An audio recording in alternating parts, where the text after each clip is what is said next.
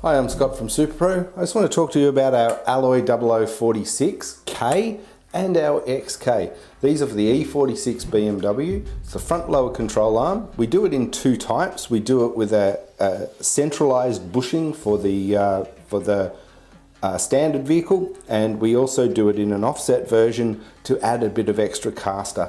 That pushes the control arm slightly forward, moves the front ball joint forward, adds a little bit of extra caster, gives you much better feel as far as return to sender in your steering, a little bit more precise control. You won't sneeze and change lanes. So look out for these. They're well made. They've got M-spec ball joints in all positions.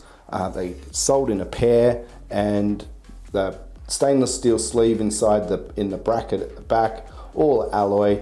Quite a great upgrade for an E46 owner.